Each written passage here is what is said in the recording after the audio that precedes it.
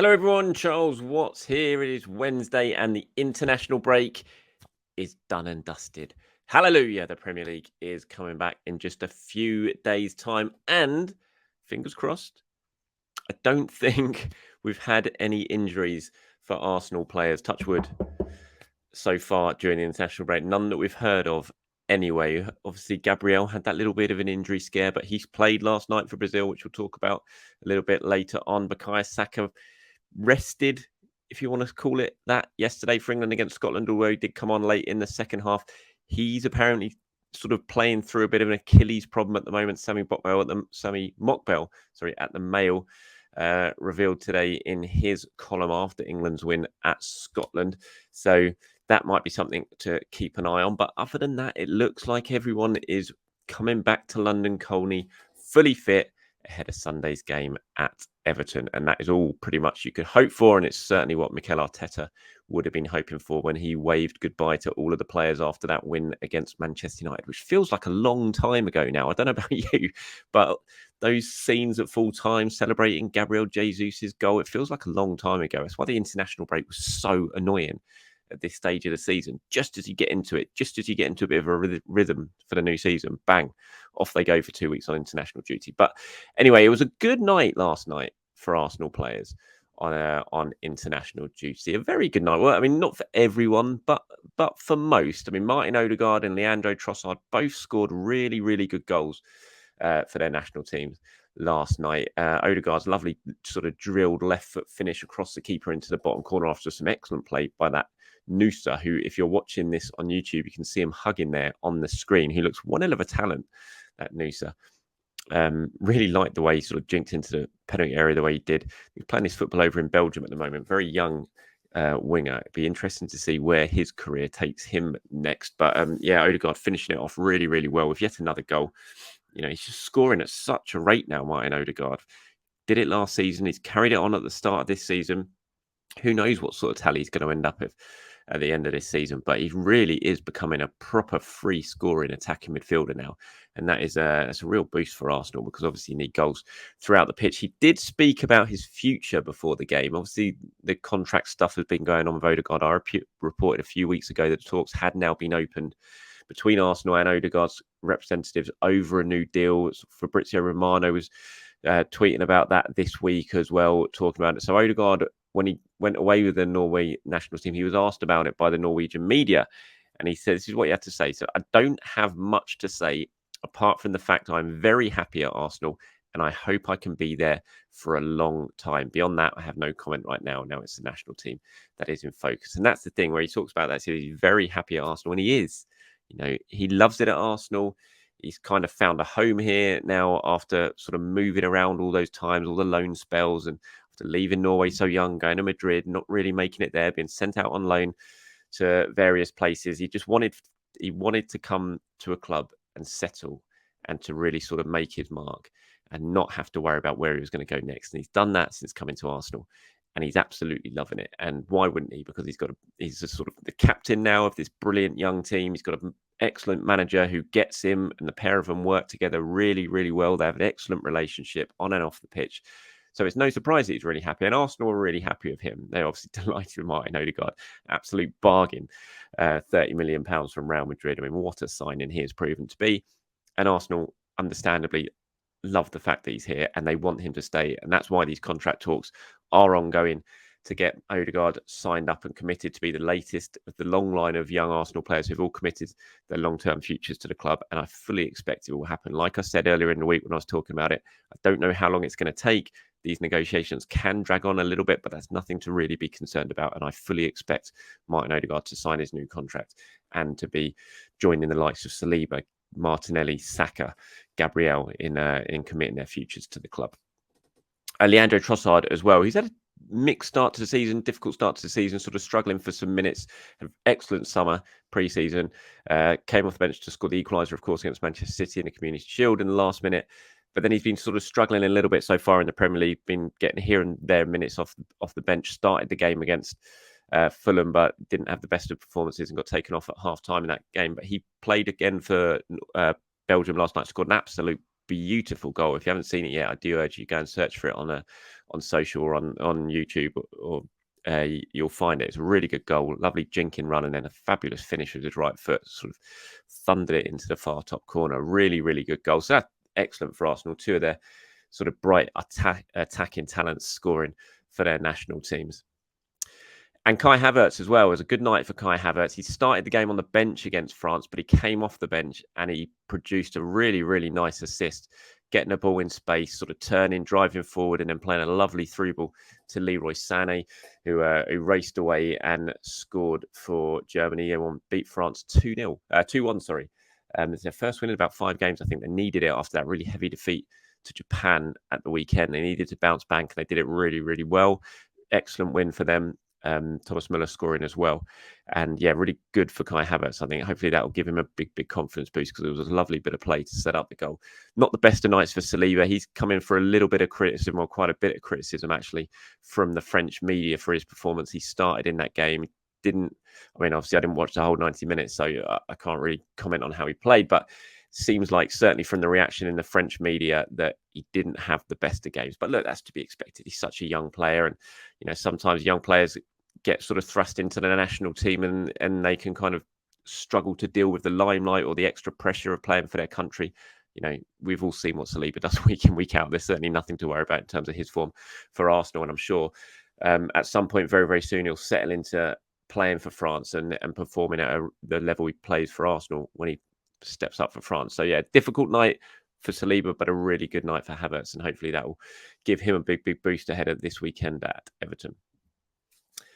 And then I'm sure you all watched it. Well, I'm sure some of you watched it if you're based over here in England or in Scotland. Even the big game at Hampden Park last night. England coming out on top 3-1 against Scotland. Aaron Ramsdale starting in goal. Unlucky not to keep a clean sheet, of course. Looked like he was definitely going to keep a clean sheet until Harry Maguire put one in his own net to make it 2-1.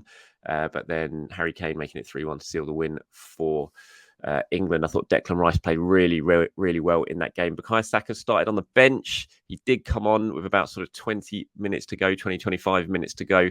As I said, Sammy in the Mail reported this morning, interestingly, that he's been kind of managing an Achilles problem. That was managing it last season. He's still managing it now. So I'm sure Mikel Arteta would have been very happy to see Saka start on the bench. I certainly was, because Scotland were bang up for it early on when I was sitting there watching the national anthems being belted out and the passion on their faces. I was just like, yeah, I really don't want Bukayo Saka getting on this pitch at all today. Thank you very much. But to be fair, that sort of passion and atmosphere that was created early on quickly disappeared as England utterly dominated the game, and we're just on another level to Scotland. Jude Bellingham, just sensational. What a player he is. And I thought Declan Rice, sort of just behind him in the midfield, was absolutely brilliant. They dominated from the start, and Scotland just couldn't get near him.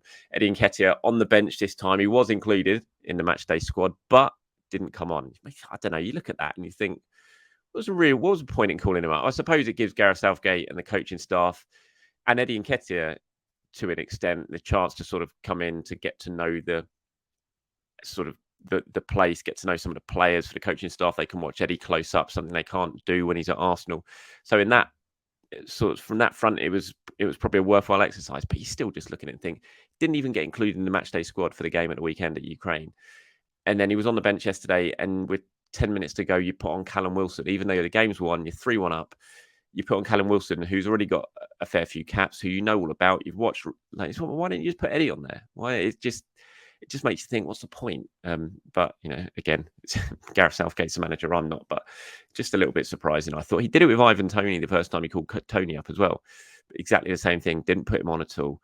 Left him out of the matchday squad on one of the ones. So it's almost, maybe it's like a bit of a sort of ritual that he does with new players at the moment. Just bring them in for squad for the first time, get them used to the situation, and if you include them in the squad next time, then you give them some minutes. And I'm sure that's what Eddie Nketiah will be hoping for. But I'm sure he probably was pretty disappointed at the end of that yesterday that he didn't get any minutes after his first call up to the national squad. And finally, before we move on from international duties, Gabriel played all 90 minutes. So that injury sort of scare that he had with the thigh after playing against Bolivia at the weekend. That looks fine. He played the full 90 minutes as Brazil sneaked to 1-0 win. Right at the end, Marquinhos getting a goal, not the Arsenal Marquinhos, of course, getting a goal right at the end to snatch a 1-0 win in Peru. Gabriel Jesus came off the bench in that game. Martinelli also came off the bench in that game. So all three Arsenal players getting some minutes from Brazil, but Gabriel was the only one who played all 90. They'll be flying home now. Fingers crossed, they're all fine. I would presume they'll get home at some point today, maybe in for a bit of sort of stretching and warm down tomorrow. Probably get one training session in on Friday ahead of travelling up with the squad on Saturday. So it remains to be seen how fit they are and whether they'll be starting at Everton. I would suggest they probably will. Certainly Martinelli and Gabriel. We'll wait and see what Mikel does up front, as we've discussed in recent episodes of that. But certainly good news for him. Brilliant for Gabriel. First time called up for Brazil, starts both games, 2 wins, and you would think he's now going to be an absolutely integral part of that side going forward. Okay, before I get onto your questions and some of your comments, I just wanted to bring this to your attention. If you haven't seen it yet, Nicolas Pepe has been speaking over in Turkey following his move from Trabzonspor. First time I've really seen him talk about his time at Arsenal since leaving. This is what he had to say to the Turkish media. He said, "My first season at Arsenal went well. Maybe the first season benefited me a lot. It changed me a little mentally. We achieved success in the first season, won trophies. The second season was much better in terms of adaptation and statistics. I performed better, but the third season was a bit complicated. I had to respect the coach's choice throughout this season. Not having played is complicated and difficult enough situation for a player. In the fourth season, I was loaned. It went well at the beginning till mid-season. I was injured in the middle of the season, and then the injury started to complicate things." No sort of negative words said by Pepe about Arsenal, Arteta, the situation he faced. And yeah, now I think this is all sort of done.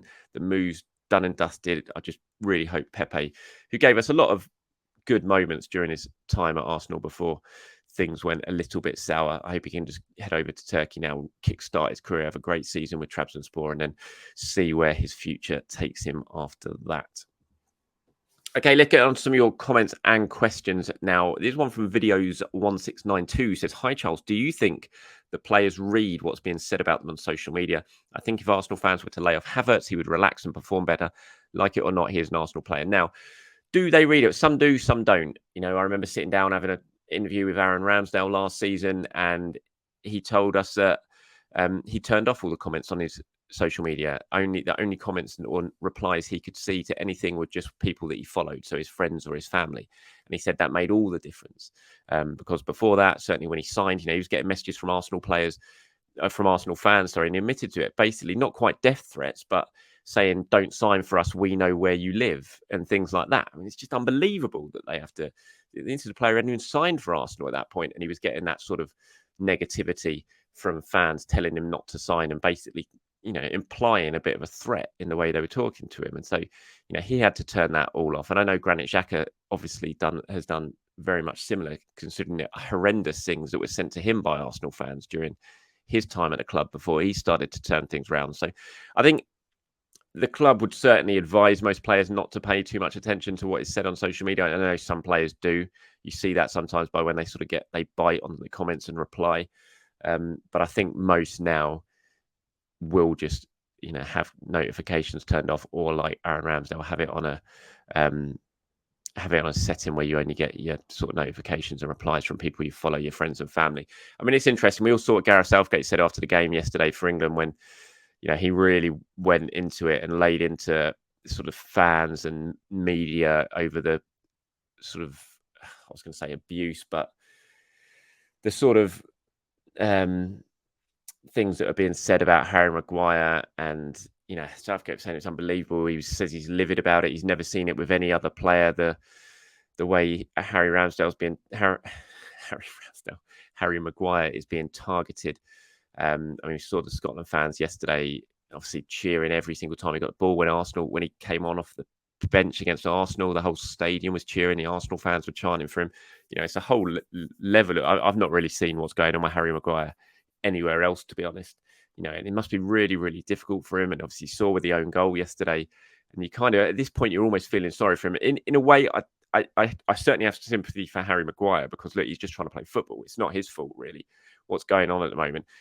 But I do look at Gareth Southgate and think you can talk about that and you can point the finger at the fans, at the media, but a lot of that comes from the fact that there's a feeling that he shouldn't be in this England team or even in this England squad. He's not playing for Manchester United. He hasn't played for a long time for Manchester United. When he has played for United, he's made mistakes, very high profile ones.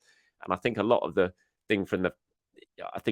attention that is being focused on Maguire now comes from the fact that Southgate is just continuing to play him and choosing to play him over other defenders who are playing for their teams, who are playing well for their teams. So I think Southgate's almost bringing some of it on himself. And, when you talk about, sort of players' state of mind, I think it is, whether it be like you're saying here, Arsenal players and the stuff that's going on with Kai Havertz at the moment, reading these things on social media or what's going on with Harry Maguire. It's a really interesting debate, I think. And look, they're footballers. They're paid an awful lot of money. They're in the public eye. They're going to get criticised. That's the nature of the game. We all do it. We all have our opinions on football. And that's what it's about. It's what makes football so great. But there is certainly a line, I think. And I feel like certainly some of the stuff that's going on with Kai Havertz at the moment is way, way over the line. He's played 4 games for Arsenal. That's it. 4 games for Arsenal. He does not deserve at all a lot of the things that are being said about him. Criticise, fine, but there's a line, and I've certainly seen it stepped over plenty of times in the last few weeks when it comes to Kai Havertz.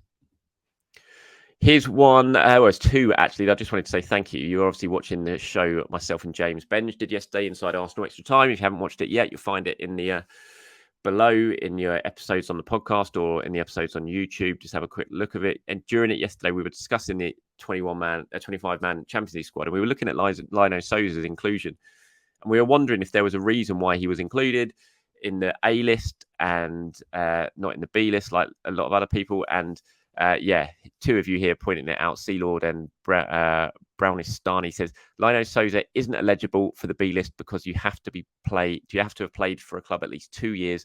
Lino only joined in 2022, and Sealord pointing that out as well. Obviously, Lino Sousa coming from West Brom wasn't one who came through the academy at Arsenal, so that makes perfect sense. Thank you very much for pointing that out, as plenty of you often do when I have no idea what I'm talking about. So thank you very much. And also, I've had lots of questions about Carl Hein, why he wasn't the third goalkeeper and why James Hilson was the third goalkeeper in the 25-man Champions League squad. And it is, of course, because Carl Hein is only 21 at the moment, so he still qualifies for the B squad, which can be announced 24 hours up to the before the kickoff for the Champions League game. So Carl Hein, I'm sure, will be involved in the Champions League. It's just he didn't need to be named in that A squad. It's a couple here talking about the Everton game at the weekend. Andy says, for me, I'd start Martinelli, Nketiah and Jesus and give Saka a break. Everton will be told to be extremely physical. Then the St. John 32 says Saka has to be rested, not performed so far since the start of the season. He needs rest on the bench. Arteta and Southgate should see it. Well, Southgate did rest him, if that's what you want to call it, yesterday for England. I absolutely do not think he'll be rested against Everton, though. I think Saka, as long as he's fit, he'll start. And I would start him myself as well. I get what you mean. I know he hasn't exactly hit the ground running so far this season, but he still scored 2 goals. He still set up Declan Rice's goal at the weekend, 2 weekends ago against Manchester United. So he's still performing. He still looks dangerous whenever he gets on the ball. And he's Arsenal's best player pretty much. So I don't buy into I think if Saka's fit, he plays 100%.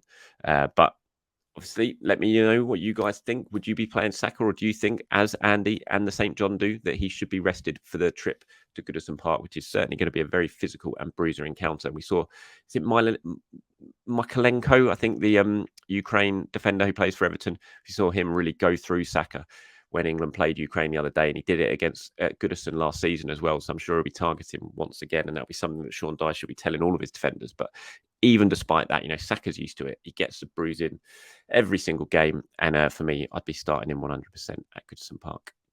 And that's it. Thank you very much for watching, everyone. I really do appreciate your time, as always, wherever you've been watching or listening to this around the world. It is Wednesday, of course.